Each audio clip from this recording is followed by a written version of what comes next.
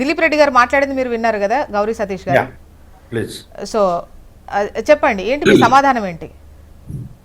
ముందుగా ప్యానెల్లో ఉన్నటువంటి పెద్దలు లక్ష్మీనారాయణ గారికి, దిలీప్ రెడ్డి గారికి, మీకు హెచ్ఎండి ప్రేక్షకులందరికీ కూడా నమస్కారం తెలియజేస్తూ, ఈ ప్రజాస్వామ్యంలో పార్టీ కార్యాలయం గొప్పదా లేకపోతే శాసనసభ గొప్పదా అనేది యావత్ సమాజానికంతా కూడా బాగా తెలుసు అనేది మనం అందరం కూడా వాస్తవాన్ని గ్రహించాలి.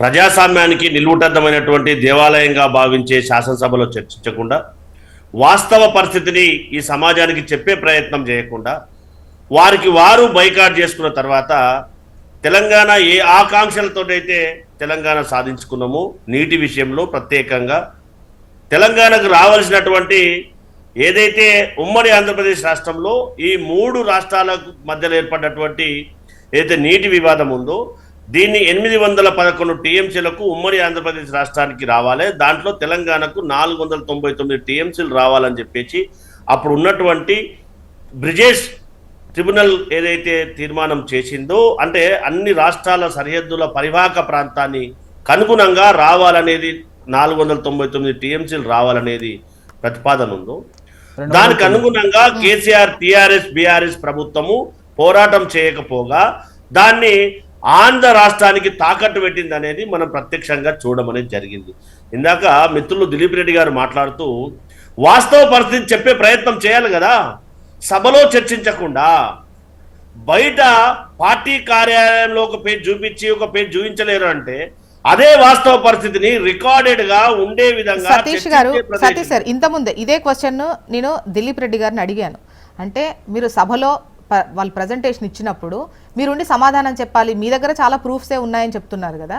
సో ఆ ప్రజెంటేషన్ ఏదో ముఖ్యంగా ప్రజెంటేషన్ కాకపోతే ఇక్కడ చర్చ, దానికి సమాధానం చెప్పుకునే అవకాశం ఉంటుందన్న. కానీ అక్కడ మీరు వాళ్ళని నెగలనివ్వట్లేదు, అసలు మైక్ ఇవ్వట్లేదు. ఒక ఆన్సర్ చెప్దాము అని అనుకునే లోపు, అంటే ఇప్పుడు తిడతారు, తిట్టిన దానికి సమాధానం చెప్పే లోపు మైక్ కట్ చేస్తారు.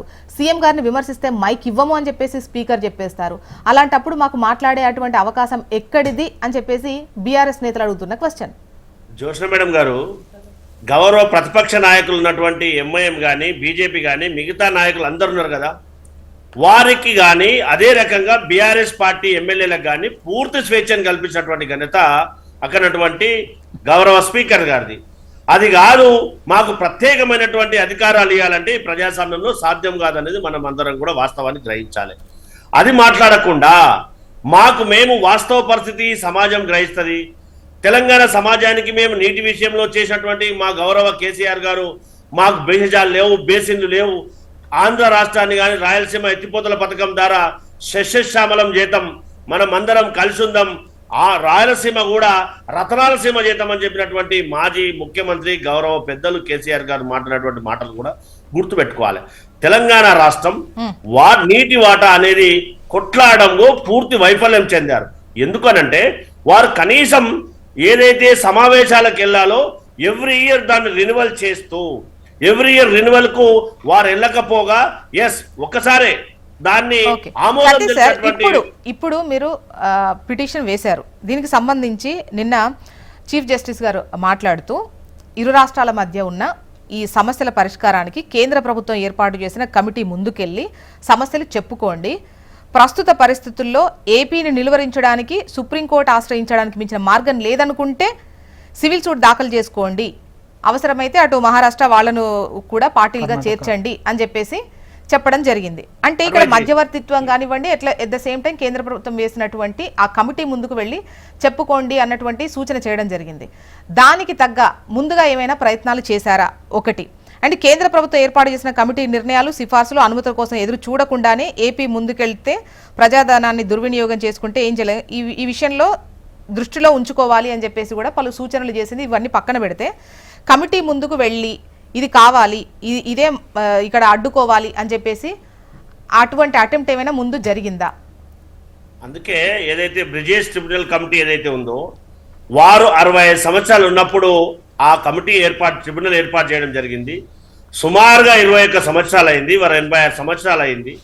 కాబట్టి వారు అత్యధిక వయసుకు వచ్చిన పరిస్థితి. ఇప్పటికి కూడా నీటి సమస్య పరిష్కారం కావాలని చెప్పి గౌరవ కేంద్ర జలవనరుల శక్తి శాఖ మంత్రి గారిని కానీ, హోంశాఖ మంత్రి గారిని కానీ, గౌరవ ప్రధానమంత్రి గారిని కానీ, తెలంగాణ రాష్ట్రం పట్ల రాజకీయాల కంటే రాష్ట్ర అభివృద్ధి, దాంతోపాటు తెలంగాణ రాష్ట్రానికి రావాల్సినటువంటి నీటి విషయంలో సహకరించండి అని చెప్పి పెద్దన్న కేంద్ర ప్రభుత్వాన్ని అప్పీల్ చేయడం జరిగింది.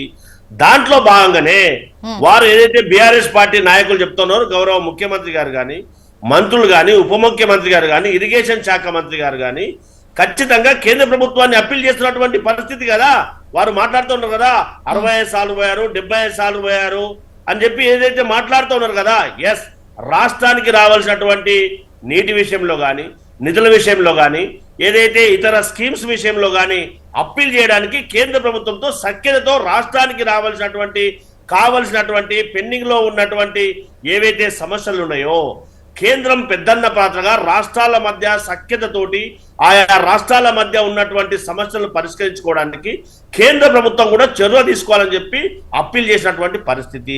దానికే కదా ప్రత్యక్ష ఉదాహరణగా గౌరవ ముఖ్యమంత్రి గారు రాష్ట్ర ప్రభుత్వం నుంచి ప్రతినిధిగా వెళ్లి కేంద్ర ప్రభుత్వాన్ని అప్పీల్ చేస్తున్నటువంటి పరిస్థితి. అందులో భాగంగానే ప్రతి నెల ట్రిబ్యునల్లో ఉన్నటువంటి ఏదైతే వాయిదాలు ఉన్నాయో దాన్ని త్వరితగతిన వేయడానికి గౌరవ మంత్రి గారి ద్వారా అప్పీల్ చేసి, ట్రిబ్యునల్ చైర్మన్ గారిని అప్పీల్ చేసి, సంబంధిత శాఖ అధికారులను అప్పీల్ చేసి దాన్ని ఎవ్రీ నెల దాన్ని ఏదైతే టేబుల్ మీదకి వచ్చేట్టుగా, హియరింగ్కి వచ్చేట్టుగా అప్పీల్ చేసినటువంటి పరిస్థితి ప్రజాప్రభుత్వాన్ని, తెలంగాణ రాష్ట్ర ప్రభుత్వాన్ని కదా. అది మర్చిపోయి ఏదైతే మేము గతంలో చేశామో, మేము తాకట్టు పెట్టామో, మేమే కరెక్ట్ అంటే ఈ సమాజం ఏ విధంగా యాక్సెప్ట్ చేస్తుందో కూడా వారు ఆత్మపరిశీలన చేసుకోవాలి. అది కాకుండా మేము ఏదైతే మాట్లాడతామో అదే వాస్తవం అంటే నీటి పుడగ లాంటి మాటలు నమ్మే పరిస్థితి లేదు కదా. ఏదైతే వాళ్ళు మాట్లాడుతున్న మాటలు అబద్ధానికి అంగీ లాగేస్తే ఏ విధంగా ఉంటాయో కేసీఆర్ గారు కానీ, హరీష్ రావు గారు కానీ మాట్లాడుతున్నటువంటి మాటలు అవి. మనం ఎన్ని మాటలు మాట్లాడినా పేపర్ ఎవిడెన్స్ అది ఫ్యాక్ట్ కదా. ఆ ఫ్యాక్ట్ని కాదనలేం కదా. 10 సంవత్సరాలు, 9.5 సంవత్సరాలు తెలంగాణ రాష్ట్రానికి రావాల్సినటువంటి నీటి వాటాను తాకట్టు పెట్టి ఏదైతే ఆర్థికమైనటువంటి దోపిడీకి పాల్పడ్డటువంటి వారు ఇప్పుడు మాట్లాడితే ఈ సమాజం యాక్సెప్ట్ చేస్తుందండి. వాస్తవ పరిస్థితి కదా మనం ఈ సమాజానికి